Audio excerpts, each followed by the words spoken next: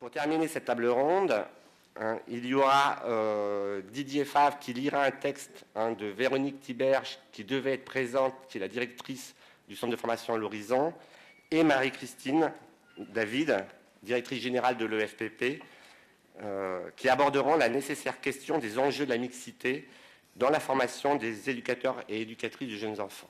D'abord, donc, je voudrais saluer l'initiative de la MEP en la personne de Mike Marshall, qui par ailleurs travaille à l'EFPP. Et donc, je ne suis pas inquiète sur les questions qui se traitent au cours de cette journée, puisque je pense qu'elles sont portées de façon très forte dans notre centre de formation. Mais non pas qu'il n'y ait pas des questions quand même que nous nous posons. Je voulais faire un point sur les statistiques, notamment d'entrée ces dernières années, à la fois de présentation de candidats qui se sont présentés, candidats hommes et candidats femmes, et d'étudiants qui sont in fine sortis ou en voie de sortir. Donc pour la rentrée, je remonterai à 2011. La rentrée 2011, nous avions 388 candidats, 373 femmes et 15 hommes, soit 3,9% d'hommes. 43 femmes sont entrées en formation, 2 hommes sont entrés en formation. Et un seul est sorti. Les deux avaient 20 ans et 33 ans. Un avait un statut d'étudiant, l'autre venait de Pôle emploi. Et un seul est sorti de formation, est allé jusqu'au bout, le plus jeune, celui de 20 ans. Pour la rentrée 2012, nous avions 365 candidats, dont 352 femmes, 13 hommes, soit 3,6% d'hommes.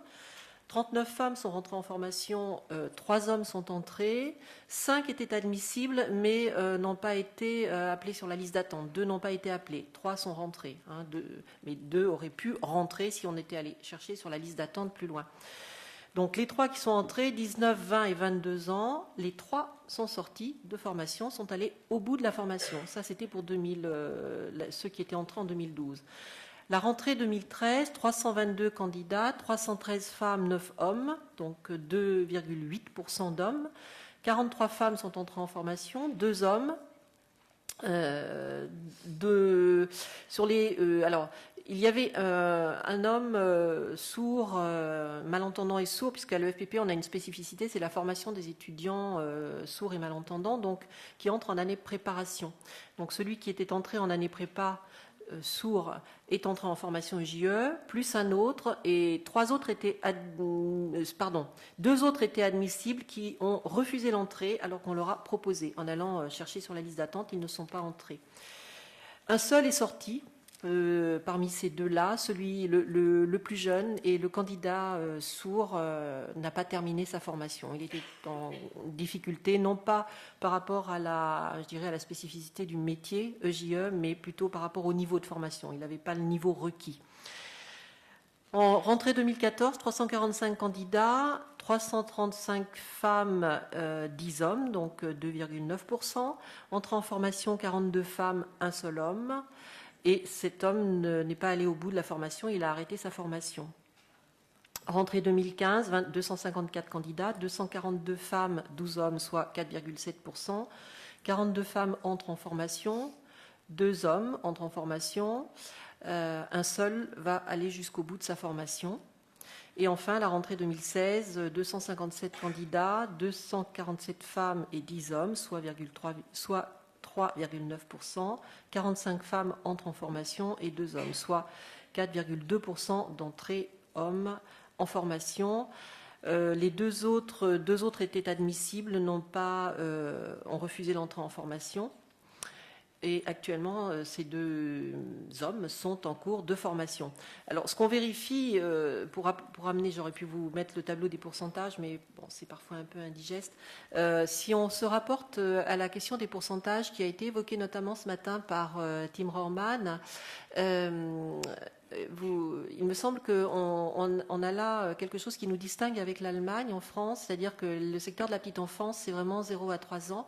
Et vous avez parlé de proportion, me semble-t-il, d'hommes un peu plus élevés. Hein. On va même jusqu'à quelque chose comme 10% en Norvège, hein, d'hommes dans les métiers de la petite enfance. Et c'est vrai que peut-être cette extension, hein, au-delà des 3 ans, et du coup je retrouve, ça fait écho à ce que vient de dire Didier aussi, par rapport au fait qu'en allant directement dans le secteur de la petite enfance et en le collant avec les bébés, il n'est pas resté parce qu'il voulait aller avec des plus grands. Et il me semble là que cette extension d'âge, finalement, situe un petit peu la différence entre nos 2 pays. Hein. Sinon, je dirais que par rapport aux enjeux dans la formation, je pense que les étudiants qui ont pris la parole les ont très très bien situés. Hein. C'est la question du désir même d'aller vers ces métiers et qui nous rend très vite suspects. Et alors du coup, à entendre les différents propos, que ce soit celui de Laurence Landais, de Didier Favre, des étudiants qui ont pris la parole et des étudiants qui étaient dans le film, en effet, je pense ne pas entrer, c'est important ce que vous avez dit, ne pas entrer dans une campagne de communication mais informée, et j'ai envie de dire ne pas entrer non plus dans une campagne de revendication. Il ne s'agit pas non plus pour les hommes de revendiquer une place pour eux à la crèche, enfin, en tant que... parce qu'ils y auraient droit.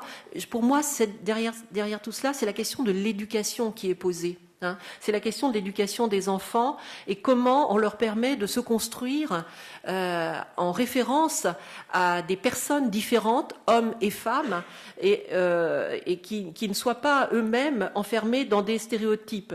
Alors, c'est intéressant tout ce que vous avez dit, l'homme qui serait du coup, d'un côté, l'huile dans les rouages pour apaiser les tensions entre les femmes, mais aussi le père fouettard. Alors, est-ce que ce serait le père fouettard en opposition à la mère Noël, par exemple, hein, évidemment, pervers pédophile qui va venir abuser des enfants forcément livrés aux vierges vertueuses que seraient les femmes. Hein.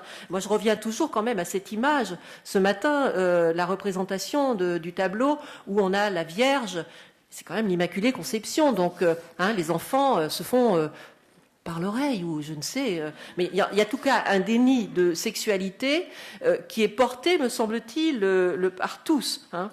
Ou alors, est-ce que le n'ayez pas peur, cette phrase d'une femme qui finalement s'adresse à un étudiant, aux enfants, hein, en voyant arriver un stagiaire homme, surtout n'ayez pas peur les enfants, mais de qui parle-t-elle?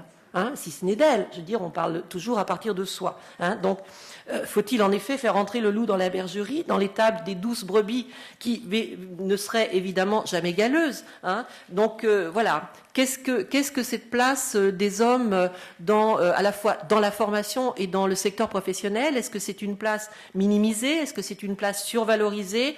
Est-ce que l'homme à la crèche va devenir le substitut du mari absent, hein, puisque tout à l'heure j'entends finalement monsieur qui dit au fond ça peut les rassurer bien sûr, et puis peut-être même hein, s'il n'y a pas de père à la maison, ben enfin il y en a un là quelque part qu'on peut se mettre sous la main ou sous la dent, enfin bon voilà. Je pense quand même que de façon générale, pour moi, cette question, et je disais à table que ce qui me préoccupait beaucoup, c'est que dans tous les débats politiques que nous entendons aujourd'hui, et Dieu sait si on assiste à des danses du ventre répétées, c'est que la question de l'éducation me semble pas du tout prioritaire, et ça, je trouve, c'est très préoccupant et c'est dramatique, hein, puisqu'il me semble quand même qu'une des priorités du prochain quinquennat devrait être la question de l'éducation. Alors pas seulement sur je vais bientôt finir, pas seulement sur les questions de la petite enfance, sur bien d'autres sujets, mais en tout cas, hein, si on veut construire le monde de demain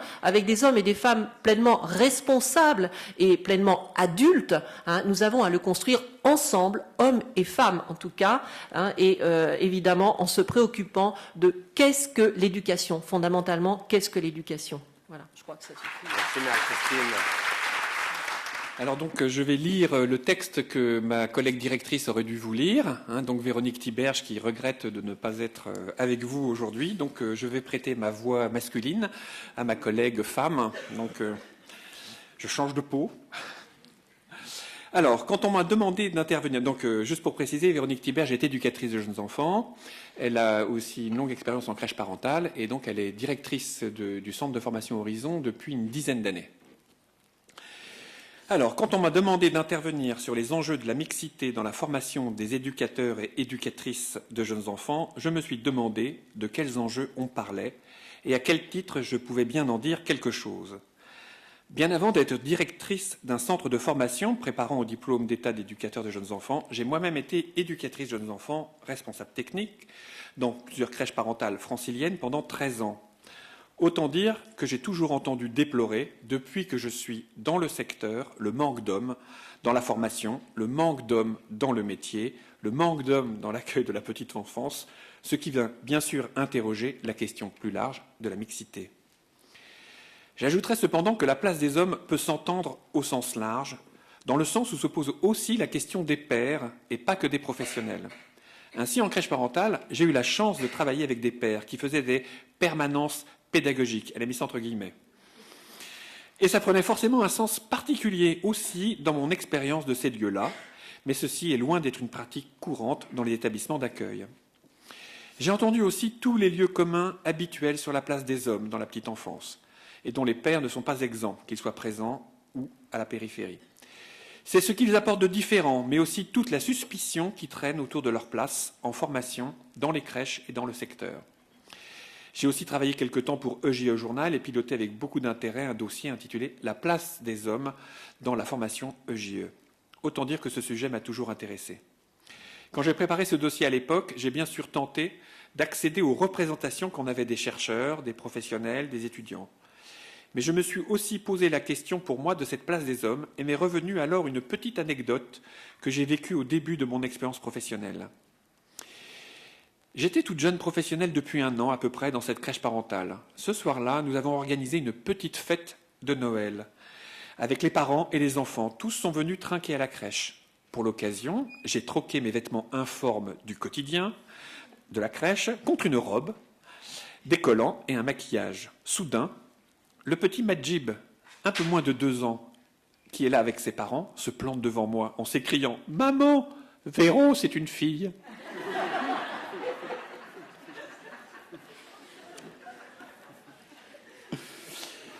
J'ai compris à ce moment-là, mais plus encore dans l'après-coup, que poser la question de la place des hommes, ou plus globalement de la mixité dans les lieux d'accueil de la petite enfance, c'était bien de poser la question du genre.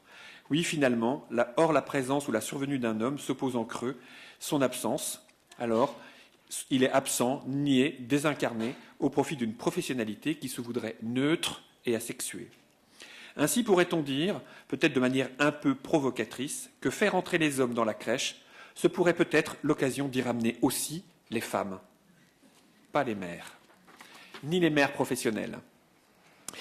Mais ça reste compliqué, car qui dit sexuation entend aussi souvent séduction, donc risque potentiel fantasmé, déviance, crainte autour du jeune enfant. Revenons aux enjeux de formation depuis ma place de directrice d'un centre. Quel enjeu de ramener la mixité en formation?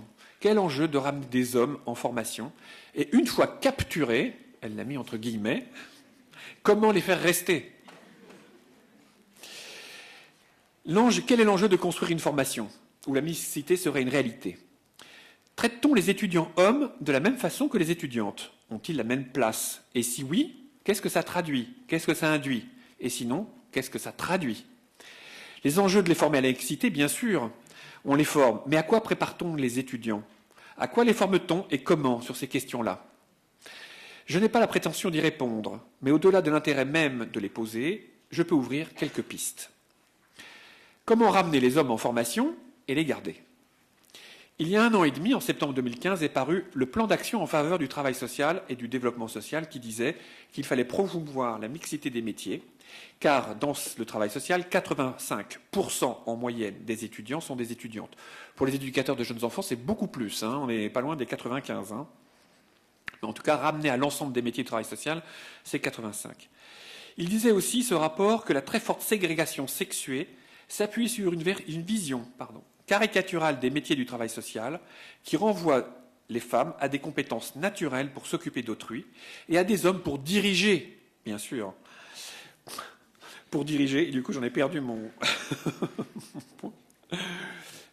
pour diriger et donc sortir d'une vision stéréotypée des publics accueillis.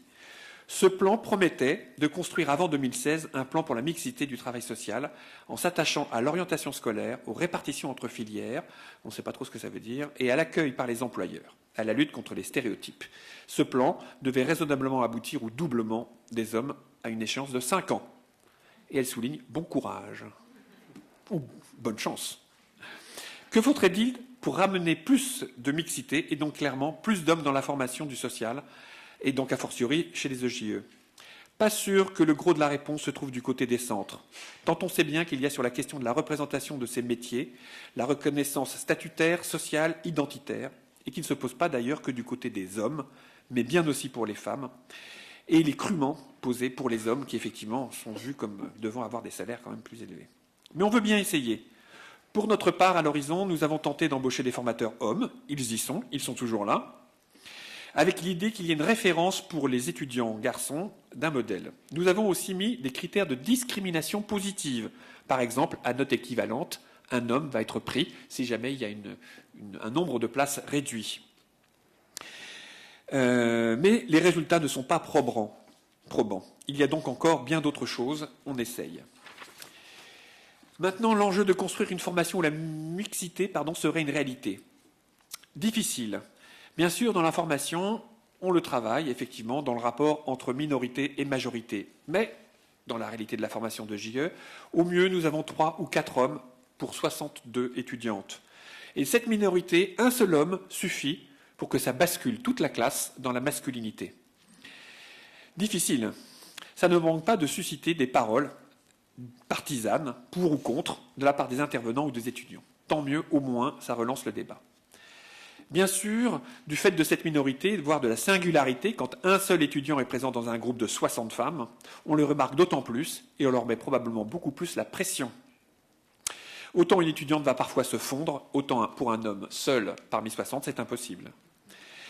Bien sûr, les formateurs sont aussi des professionnels du secteur, nos équipes aussi, les vacataires aussi, etc. Mais comment faire avec les représentations personnelles, professionnelles, plus ou moins construites, plus ou moins travaillées? Comment fait-on pour agir sur cette place des hommes dans la formation, etc. Mettons ça suffisamment au travail. On le sait, on l'a vu, les représentations sociales prennent leur source dans la petite enfance, et j'ai presque fini 1 minute encore, Nicolas. Je suis obligé de lire le texte puisqu'elle n'est pas là. Donc, on l'a vu, les représentations sociales prennent leur source dans la petite enfance. Tout un tas d'études, d'expérimentations, parfois controversées, font la part belle depuis quelques années à cette question du genre dans l'éducation. Forcément, cela vient actualiser nos formations, la question du genre, de la mixité, etc. Ce sont des sujets qui sont connectés les uns aux autres. Une des fonctions de l'éducation, c'est de présenter le monde à l'enfant, mais comment présente-t-on le monde aux enfants dans les lieux d'accueil de la petite enfance? Veut-on un monde aseptisé, un monde désaffectivé, un monde cloisonné, asexué, et donc aussi sans les hommes? S'il ne fallait retenir qu'un argument pour défendre la place des hommes en petite enfance, je retiendrais celui-là, celui de la diversité que l'enfant rencontre à l'extérieur et qui aurait bien intérêt à entrer davantage à l'intérieur des structures. Voilà.